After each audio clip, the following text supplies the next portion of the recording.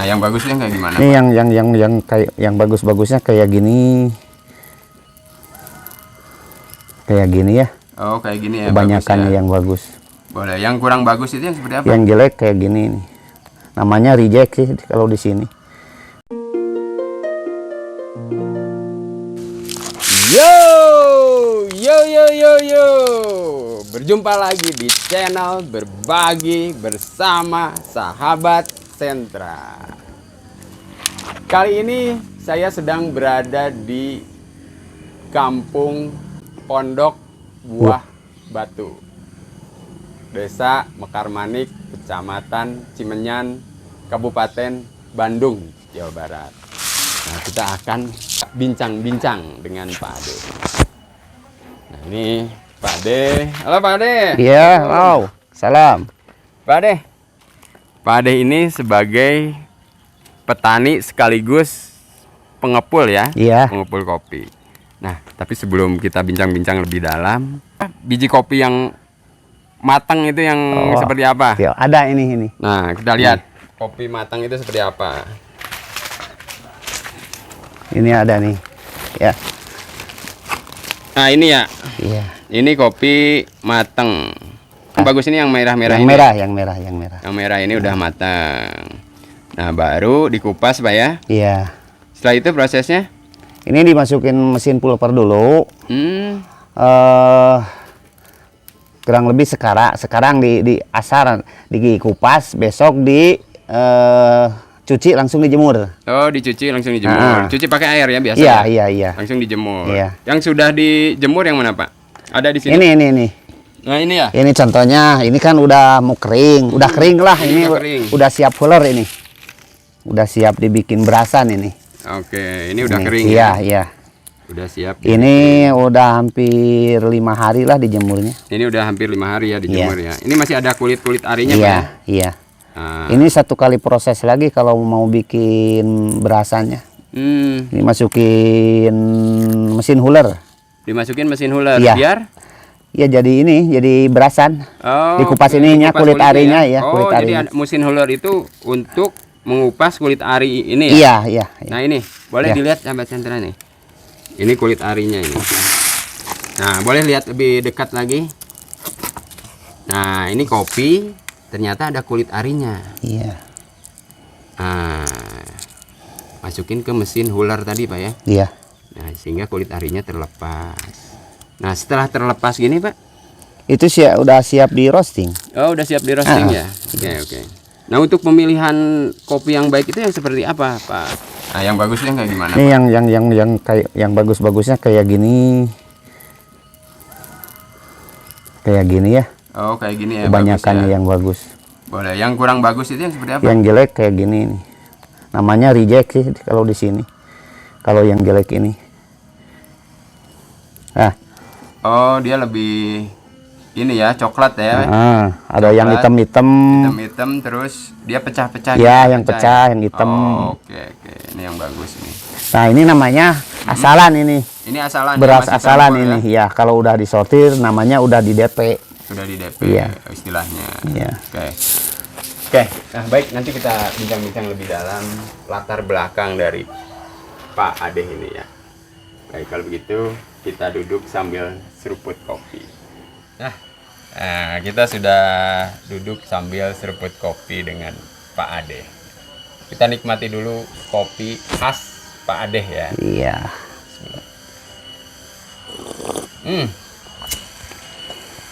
Ini rasanya tidak terlalu asam ya. Iya. Tidak terlalu asam, pas di lidah.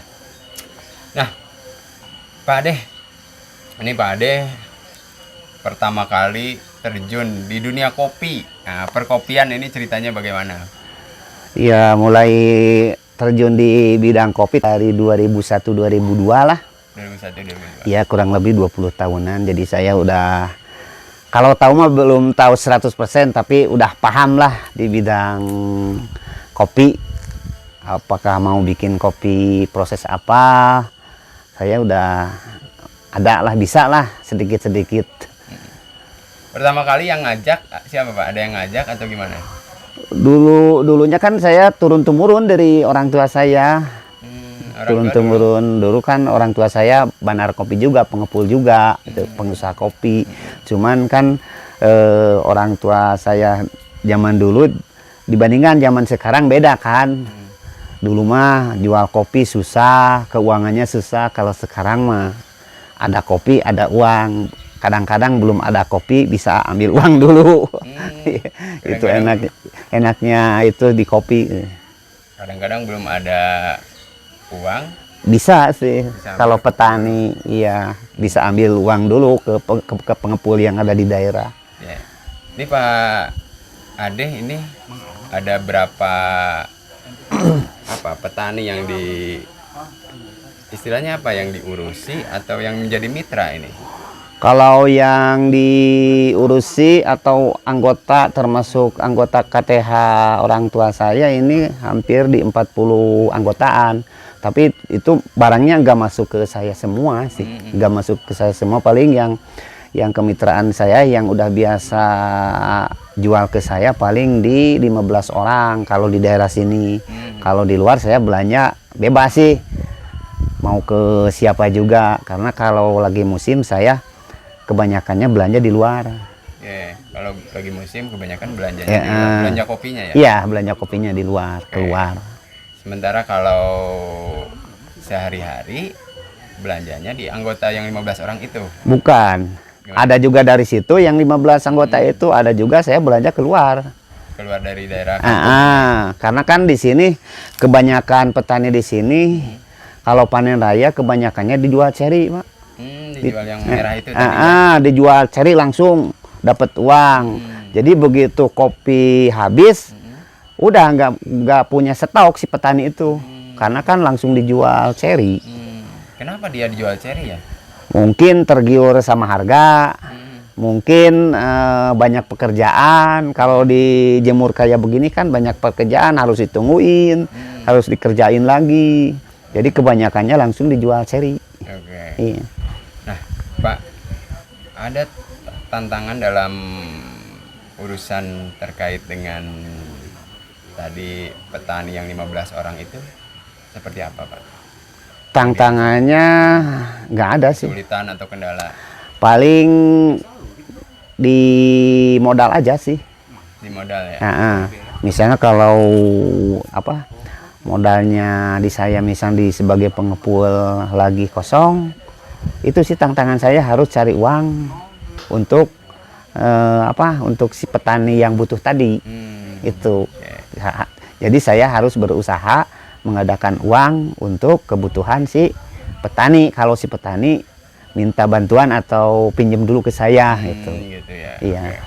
Nah, itu terkait dengan kendala-kendala untuk dalam tahap atau dalam proses bagaimana kita selalu menjaga kemitraan dengan petani itu. Iya. Nah, tentunya selama dari tahun 2001 tadi Pak ya? Iya, 2001. Berapa berarti 20 tahun lebih ya? Iya, 23-an lah. 23-an ya, 23 tahun lebih. Nah, capaian yang telah Bapak capai apa dari selama 20 tahun ini, Pak? Alhamdulillah sih selama saya main di kopi, ya saya sebagai petani kopi, pengepul kopi, termasuk penikmat kopi juga. Alhamdulillah sih hasilnya bisa dirasakan sama saya, termasuk keluarga saya gitu. Karena kan saya bisa nyekolahkan anak, bisa bikin rumah dan sebagainya itu dari hasil kopi lah. Usaha kopi. Iya, usaha di kopi. Oke, jadi lebih menjanjikan. Iya. Kalau untuk saya, itu untuk orang lain nggak tahu sih.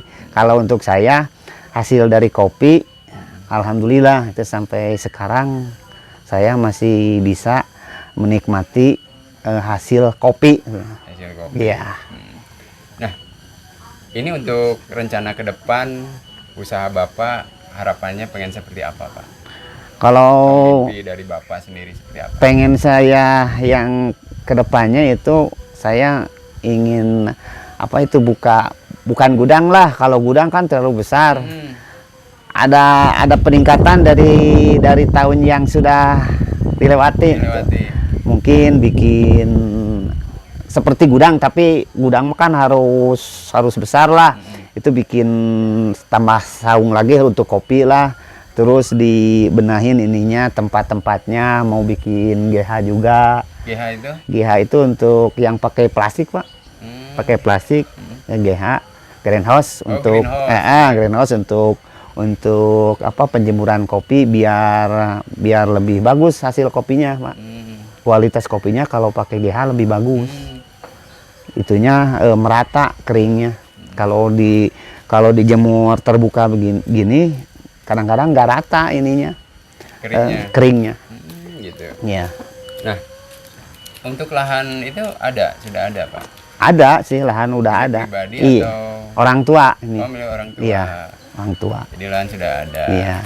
Nah, ini kan terkait rencana mimpi ya, punya tempat untuk menampung dari hasil jemur itu kan ya. Iya. Terus selain itu juga punya tempat greenhouse Iya. dilapisi plastik biar kualitas kopinya lebih baik. Iya. Nah, itu biayanya berapa Pak kira-kira Pak? Lumayan Pak kalau bikin greenhouse mah. Greenhouse sama itu. Sama saung kopi mah lumayan lah.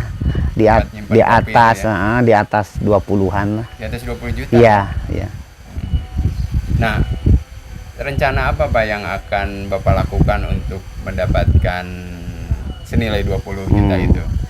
Mungkin itu karena kan kalau mengharapkan bantuan kayaknya kan nggak mengajuin ke mana-mana. Mungkin itu modal pribadi. Modal pribadi. Iya. Caranya gimana Pak kalau dengan modal pribadi? Nanti kan ada, kalau begitu pas ada panen raya, nanti kan ada yang kadang-kadang ada yang ngasih modal. Itu kan bisa dipakai untuk bikin saung kopi juga, bisa dibikin greenhouse juga. Bayar nanti kan saya punya kebun. Jadi dibayarnya pakai kopi. Kan bisa dituntut Pak. Misalnya pinjam nih dari bos misalnya 20 juta atau 50 juta, bayarnya sama kopi bisa dituntut, nggak langsung 50 juta langsung. Bisa dituntut. Bisa dicicil, iya, ya? Bisa dicicil. Oke. Baik. Nah, itu kan sudah tergambar berarti. Iya. Kapan rencananya Pak ingin cita-citanya terwujud? Sebelum panen raya. Seharusnya sebelum panen raya, atau kalau lewat udah seperempatnya panen raya itu harus cepat bikin, karena kopi di pertengahan lagi panen raya lagi banyak-banyaknya itu. Karena kan kalau sebagai pengepul kopi harus banyak harus banyak lega untuk tempat penyimpanan kopi. Tempat penyimpanan pada saat panen raya. Harus lega itu. Luas ya. Karena kan kopi kalau proses dari basah sampai kering lama kan, 3 hari, kadang-kadang kalau musim hujan 1 minggu. Harus ada tempat untuk penyimpanan sampai mau begini. Sekarang mah kalau jemur cuman 4-5 hari udah kering, udah bisa dihuler, langsung bisa mata uangkan, dicairkan. Kalau musim hujan lama sampai kering. Makanya Pak Ade ini memerlukan greenhouse pada saat musim penghujan. Iya. Antisipasi musim penghujan. Dan storage atau gudang tempat penyimpanan sudah dijemur. Ya, baik Pak Ade, ya semoga cepat terwujud. Amin.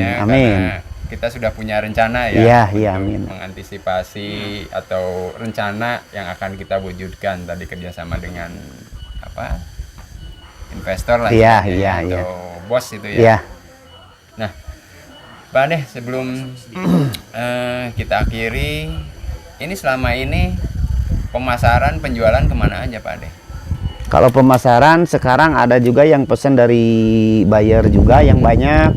Terus yang kecil-kecilnya itu masuknya kedai-kedai kopi. Kedai-kedai kopi. Ya. Dia datang sendiri atau Pak Ade yang iklanin atau yang nawarin gitu? Kadang-kadang ada yang datang sendiri ke rumah kisin diambil. Kadang-kadang ada juga COD-an. Gitu. Ya. Itu jenis kopi apa aja yang Pak Ade jual? Kalau kebanyakannya di sini kan Arabica. Nah, tapi kan Arabica bisa diproses beberapa macam, beberapa rasa. Arabica bisa diproses jadi wine, jadi honey, jadi natural, semi wash, terus Pulwos itu rasanya beda, tapi si kopinya sama, itu dari Arabica. Kebanyakannya kalau ke untuk penjualan kebanyakannya ke Pulwos. Iya, kebanyakan ke Pulwos. Ke Pulwos ada yang pesen kintalan sampai tonan. Kalau di Hani wine gitu cuman 5 kilo, 10 kilo untuk kedai. Kalau yang banyak itu Pulwos. Oke. Iya. Ini promosi di media sosial juga nggak, Pak Ade? Enggak, paling lewat WA aja. WA sama Facebook lah. Facebook ya.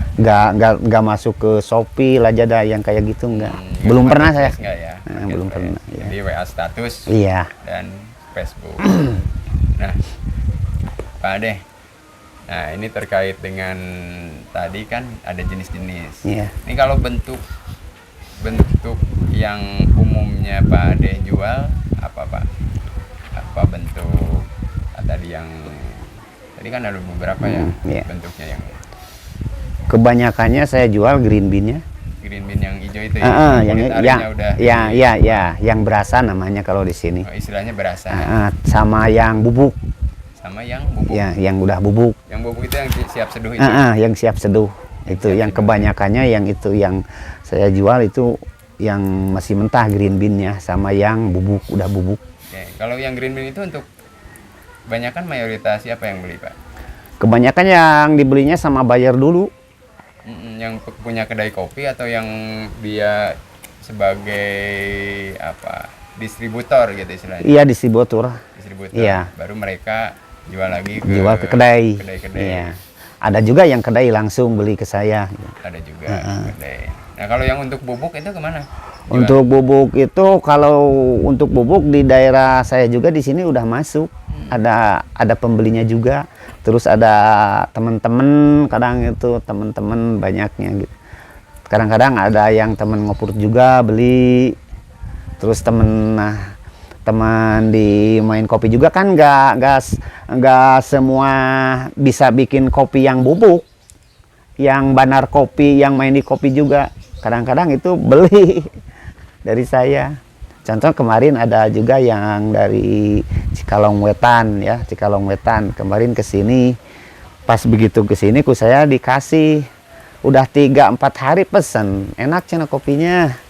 Lewat gitu ngobrol-ngobrol, akhirnya beli. Oke. Iya. Baik Pak Ade. Nah, menarik ya Pak Ade ya. Iya. Bagaimana tadi proses kita lihat di awal pemilihan kopi sampai menjadi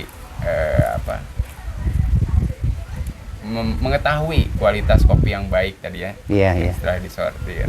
Dan beberapa yang kita bagi yaitu terkait bagaimana cara kita mengelola istilahnya itu petani-petani ya, karena kita kan sebagai pengepul ya.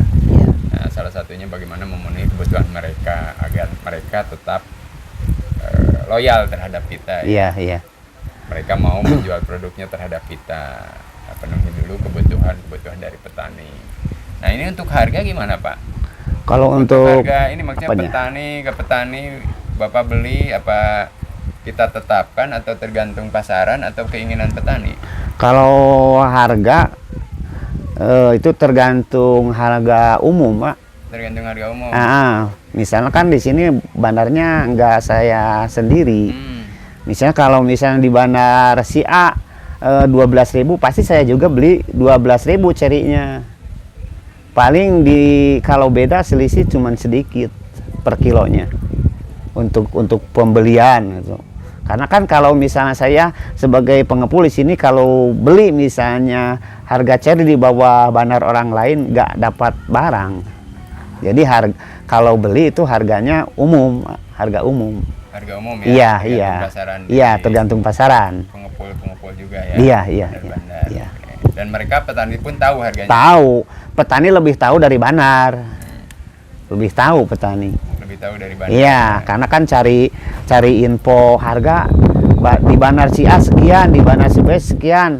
petani yang tahu, bukan Banar. Bukan Bandar. Iya. Malah Bapak tahunya dari petani. Iya. Ah, di si Bandar A mah harganya lebih mahal, Pak. Nah, Bisa gitu nggak, iya. Pak? Gitu, Pak. Iya, Bapak iya. hitung-hitung, gitu. Ah, iya, seperti gitu. Si petani yang lebih tahu. Petani yang lebih tahu. Ah. Baik, terima kasih Pak Sama-sama. Ade atas waktunya. Nah, semoga apa yang kita bagi di kesempatan kali ini menjadi wawasan buat kita semua, dan tentunya jangan lupa ya Pak ya, kalau untuk kopi, kebutuhan kopi, silahkan kontak di nomor WhatsApp atau di apa Pak? WhatsApp. Di WhatsApp di Iya. nomor berapa? WhatsApp saya Ya, 087 087 724 724 388 495. Oke, nah silahkan sahabat sentra atau teman-teman halayak yang membutuhkan kopi khas dari Pak Ade ini ya, silahkan kontak di nomor WhatsApp yang barusan Iya. disampaikan. Kalau di IG AI Kopi. Oh, ada juga di IG ya, Nah, di Facebook sama. AI Kopi, begitupun di Facebook. Baik, terima kasih banyak Ya, Pak sama-sama. Ade atas Ya. waktunya. Nah, itu Sobat Sentra, semoga apa yang kita bagi di kesempatan kali ini bisa menjadi lahan berbagi, baik itu terkait dengan pengetahuan dasar terkait kopi, ataupun menjadi ke depan menjadi mitra dengan Pak Ade ini untuk berbisnis kopi. Nah, silakan kontak di nomor yang tadi disampaikan oleh Pak Ade. Nah, sampai jumpa sahabat sentra di video selanjutnya, dan silahkan komen terkait dengan pembahasan kopi. Nah, silahkan komen apapun itu. Nanti kita akan coba diskusikan. Kita akan bagi berdasarkan pengetahuan dari Pak Ade. Nah, dukung channel Sahabat Sentra dengan mensubscribe, like, comment, and share. Tentunya komen untuk konten apa saja yang ke depan nanti kita akan tayangkan di video selanjutnya. Sampai jumpa di video selanjutnya. Pokoknya tetap semangat, cintai produk-produk Indonesia. Sampai jumpa di video selanjutnya. Yo, yo, yo, yo, yo. Wujudkan mimpimu, raih prestasimu. Semangat. Minum kopi dulu. Kopi Pak AI Kopi. AI Kopi. Biasakan minum kopi sebelum beraktivitas. AI Kopi. AI Kopi. Mantap. Mantap.